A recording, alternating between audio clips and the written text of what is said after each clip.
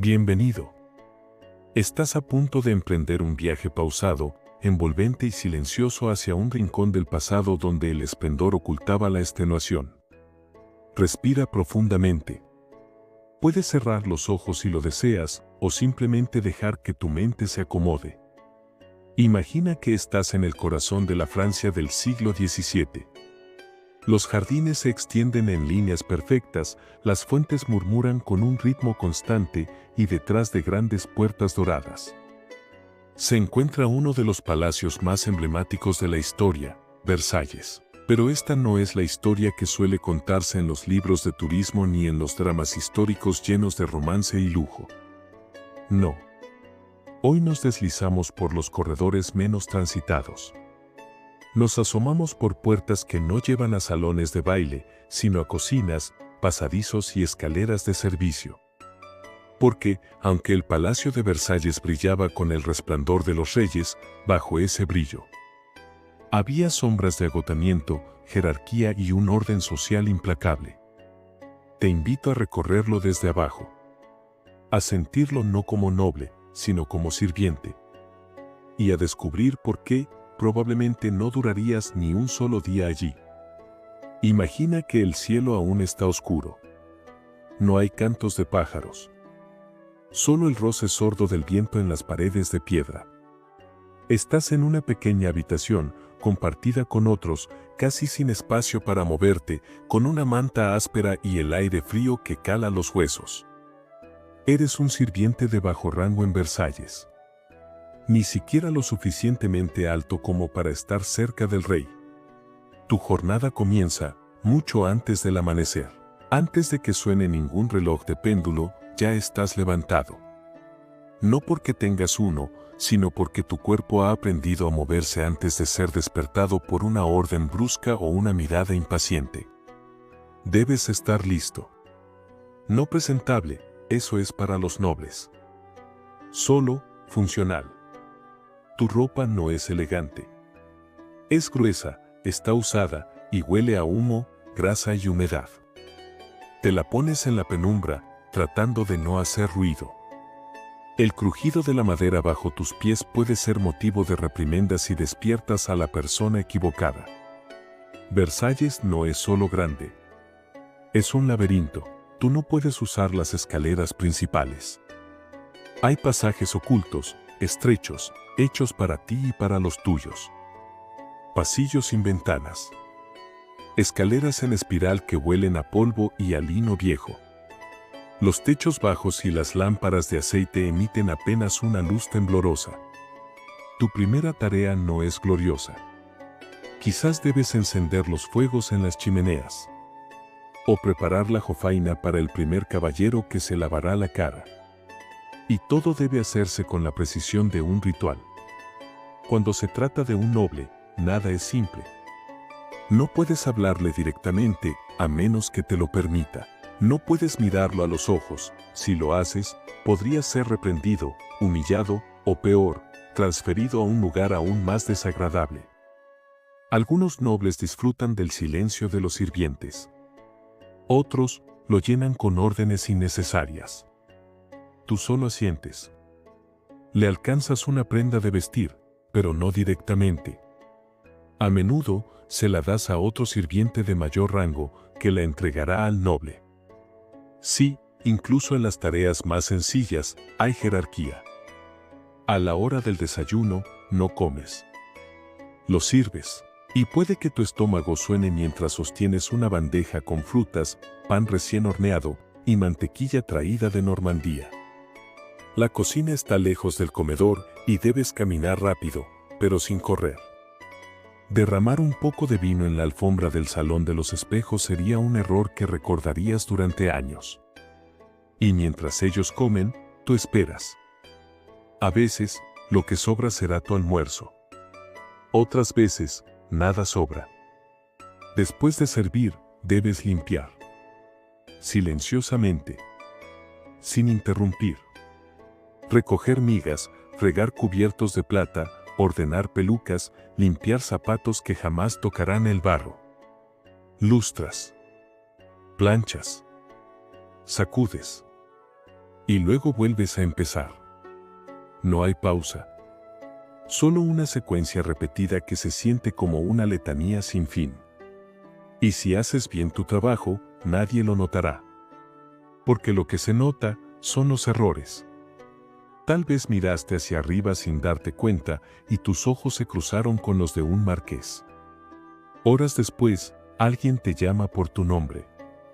Te envían al sótano, a limpiar una letrina o a trabajar junto al carbonero. No hay reclamos. No hay defensa. La palabra de un noble es ley. La noche cae y el palacio se ilumina con cientos de velas. El rey da su cauce, su ceremonia para irse a dormir, y tú aún no puedes irte. Debes esperar. Por si alguien más necesita algo. Y cuando finalmente regresas a tu habitación, el día siguiente ya empieza a asomar por el horizonte. Y sin embargo, no estás solo. Como tú, hay decenas, cientos de cuerpos agotados que se mueven en silencio. La maquinaria humana que mantiene viva la ilusión de perfección. Versalles no era solo oro y mármol, era sudor, obediencia y agotamiento envuelto en seda. Imagina, por un momento, que el aire está impregnado de aromas cálidos, mantequilla derretida, carne asada lentamente, hierbas cortadas hace apenas unos instantes. Estás en una cocina. Pero no una cualquiera. Es una cocina construida para un evento que desafía la imaginación. Y tú no eres un simple cocinero. Te llamas François Vatel. Y, aunque nadie te llamará así en la corte, en tu interior llevas ese nombre como una bandera. Una bandera que ondea por la perfección. François Vatel nació probablemente en Suiza, alrededor de 1631. No venía de familia noble, ni soñaba con tronos. Su vida fue siempre una danza entre ingredientes, hornos y protocolos. Pero donde otros veían solo trabajo, él veía arte. Vatel se formó al lado de los mejores. Fue maestro de ceremonias, intendente y organizador de banquetes. Pero no por gusto de la ostentación, sino porque creía profundamente que el orden y la excelencia eran virtudes en sí mismas. En tiempos donde los reyes eran tratados casi como dioses, alimentar a uno era una forma de devoción. El año es 1671. El príncipe de Condé, uno de los hombres más poderosos de Francia, desea volver a ganar el favor del rey Luis XIV, el Rey Sol. Para ello, planea un gran banquete en su castillo de Chantilly. Un evento de 3 días para entretener, agasajar y deslumbrar al monarca y a toda su corte. Vatel es el encargado de hacerlo realidad. Durante semanas, organiza cada detalle. Mide distancias, calcula tiempos, revisa menús, instruye a cocineros y criados. Contrata artistas, escenógrafos, jardineros, fontaneros. Es un director silencioso de una orquesta gigantesca. Y todo debe ser perfecto. El primer día empieza mal. Una inesperada neblina empaña los jardines y los fuegos artificiales apenas se ven. El rey permanece en silencio. Pero ese silencio, para Vatel, pesa como un juicio. Al día siguiente, la tragedia toma forma en algo pequeño, el marisco. Un componente esencial para la comida del mediodía. La entrega, que debía llegar temprano, se retrasa. Vatel entra en crisis. Imagina su rostro. Sereno por fuera, como exige su cargo. Pero agitado por dentro. En sus papeles, en sus listas, en su mente ordenada, el retraso no tiene lugar. Y frente a la posibilidad de fallar, el mundo se desmorona. Temprano por la mañana, antes del amanecer del tercer día, Vatel se encierra en su habitación. Allí, toma una pequeña espada y, en un acto silencioso, decide poner fin a su vida. Lo encuentran más tarde. Poco después, llegan los pescados y mariscos. A tiempo. Demasiado tarde. Su muerte conmocionó a la corte. Algunos lo vieron como una muestra de exceso, una exageración absurda. Otros lo admiraron, viendo en él una figura de honor trágico. Pero más allá de las interpretaciones, lo que permanece es la imagen de un hombre atrapado entre el deber, la perfección y la mirada exigente del poder. Vatel no vivía para sí mismo. Vivía para el espectáculo de otros. Y cuando sintió que no podía sostener ese espectáculo, decidió desaparecer entre bastidores. En la historia de Versalles hay grandes nombres, reyes, ministros, amantes, enemigos, pero también están aquellos como Vatel. Los que no gobernaban, pero hacían que el mundo funcionara. Aquellos cuyo trabajo era invisible hasta que algo salía mal. Y cuya única recompensa era, quizás, el silencio. Así fue la vida de François Vatel. Y su final es un susurro suave, casi imperceptible, entre las paredes aún resonantes del palacio y de la historia. Imagina que estás caminando despacio. Tus pasos resuenan ligeramente sobre un suelo de piedra. A tu alrededor hay muros fríos, gruesos, iluminados por lámparas de aceite que apenas delinean las sombras. El aire es denso.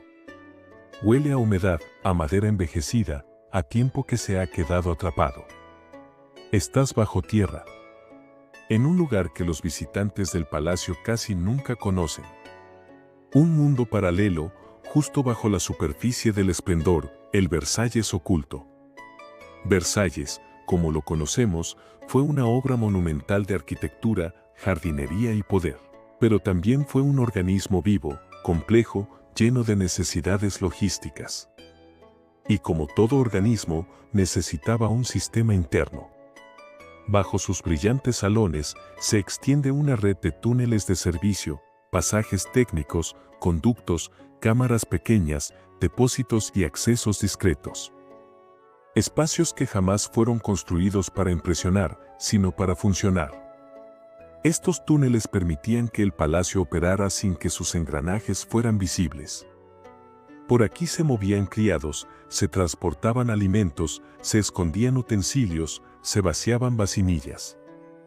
Todo fuera de la vista de los nobles. Imagina una escalera de caracol angosta, desgastada por cientos de pasos diarios. Te lleva desde una cocina a un cuarto de almacenamiento. O a una cámara oculta tras una puerta disimulada en un tapiz. Por esos pasajes se llevaba ropa limpia. Se trasladaban los restos del banquete. Se evitaban las miradas, los juicios, los gestos de superioridad.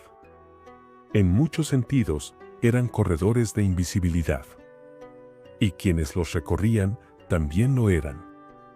A lo largo de los siglos, las obras de restauración y arqueología han revelado estructuras que no figuraban en los planos públicos. Cimientos dobles, paredes huecas, habitaciones sin ventanas.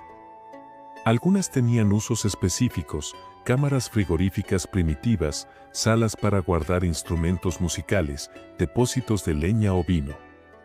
Otras son más misteriosas. Hay habitaciones cerradas durante siglos. Se han hallado anotaciones, listas de objetos, fragmentos de vajilla, marcas de herramientas en las piedras. Pistas de una vida paralela que no tenía espejo ni lámpara de araña. En los bordes del palacio, algunas puertas pequeñas parecen no tener sentido. No están alineadas con el resto del diseño. Algunas llevan a muros, otras a escaleras que terminan abruptamente. Pero no siempre fue así. En su momento, muchas de esas puertas eran accesos para reuniones discretas, movimientos nocturnos o encuentros que no debían ser vistos. Ministros, cortesanas, mensajeros del rey. Todos podían usar estos pasillos y sabían por dónde entrar y a qué hora. Estas rutas secretas, aunque no tan dramáticas como en las novelas, eran reales. Y reflejaban algo profundo, que incluso el palacio más controlado necesita zonas de escape. En el subsuelo, hay cámaras cuya función se desconoce. Sin decoración. Sin registros. A veces solo una silla. o un ganchillo en la pared. Espacios que quizás sirvieron para castigar discretamente o para descansar brevemente entre tareas agotadoras. La arqueología no siempre puede decirlo todo. Pero los silencios también son historia. Versalles podía parecer callado en la superficie. Pero en los túneles el sonido era diferente. Goteos constantes. Cajas arrastradas. Susurros entre sirvientes. Órdenes rápidas, dichas sin elevar la voz. Y el lejano eco de una fiesta en lo alto, como una música fantasmal que parecía no pertenecer a ese otro mundo subterráneo. Así era este otro Versalles. Uno sin oro, sin espejos, sin retratos. Pero lleno de vida. La vida de quienes sostenían, sin aplauso, el espectáculo visible. Cuando camines por un gran salón, recuerda que, debajo, otros también caminaban. Sin honor. Sin títulos. Pero con una dignidad que solo se conserva en la memoria de las piedras. Imagina que ya no eres un sirviente.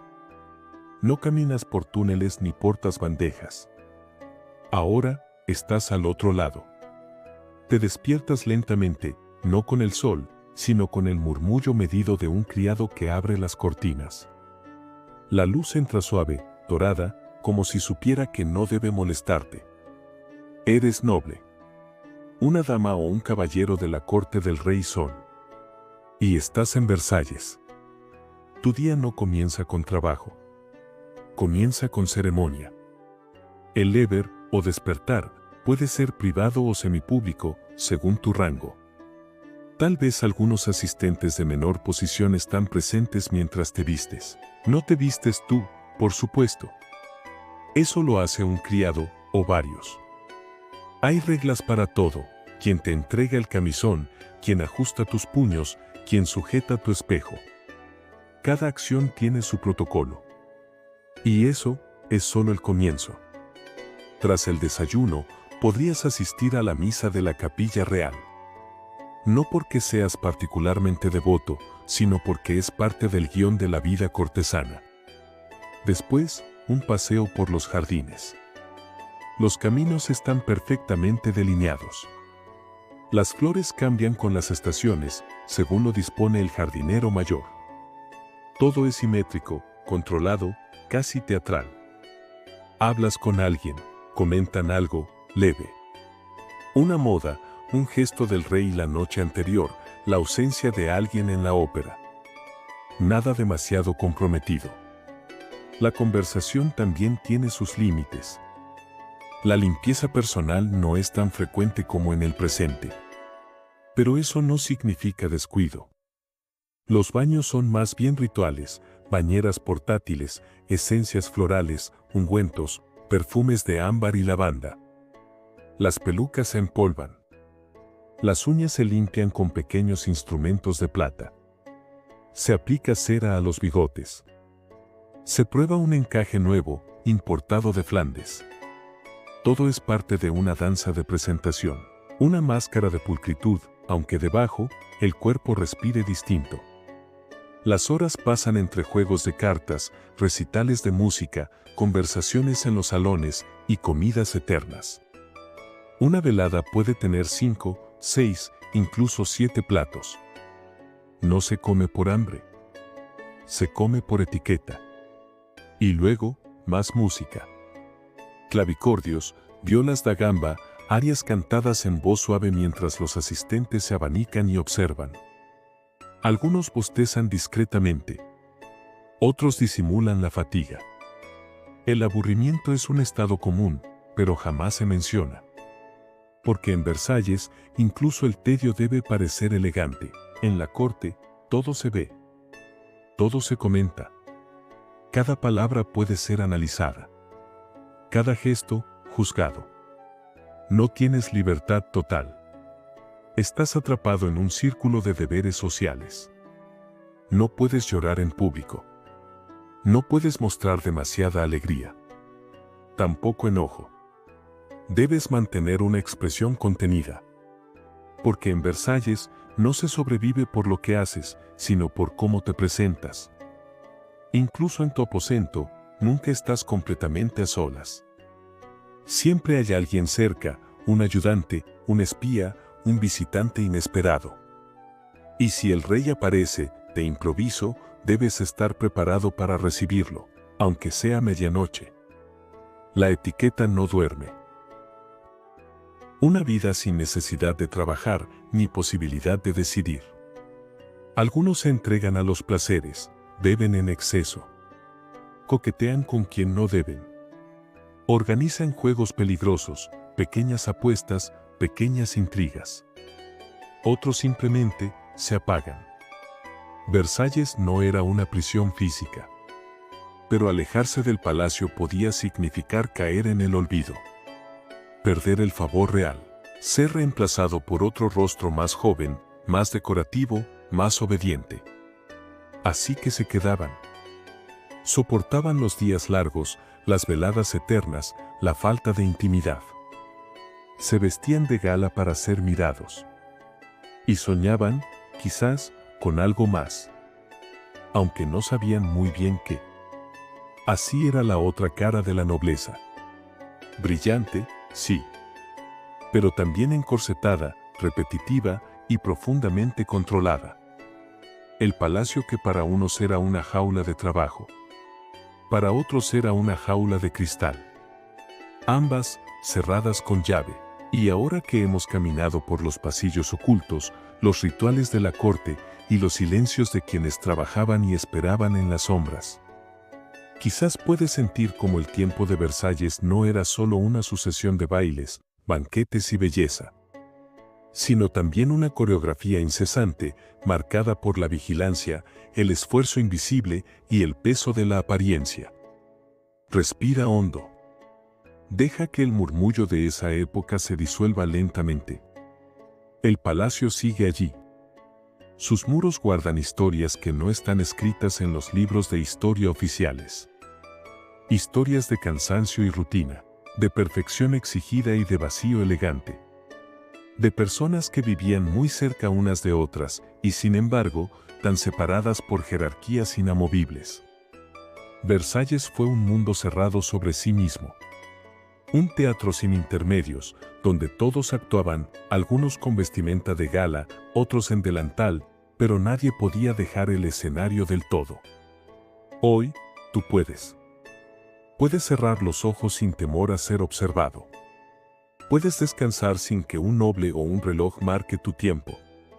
Donde antes hubo oro y mármol, ahora hay silencio. Donde hubo pasos apresurados por túneles húmedos, hoy solo hay eco. Donde hubo vida, hoy queda memoria. Versalles no era solo un lugar. Era un ritmo. Un susurro constante entre lujo y servidumbre. Entre el deber y el deseo de descanso. Y tú, que has recorrido todo esto, paso a paso, puedes ahora soltar esa historia. Dejarla caer, como una capa pesada sobre una silla olvidada. Y simplemente, dormir. Gracias por acompañarme en este viaje. Nos encontraremos en otra noche, en otro rincón de la historia. Buenas noches.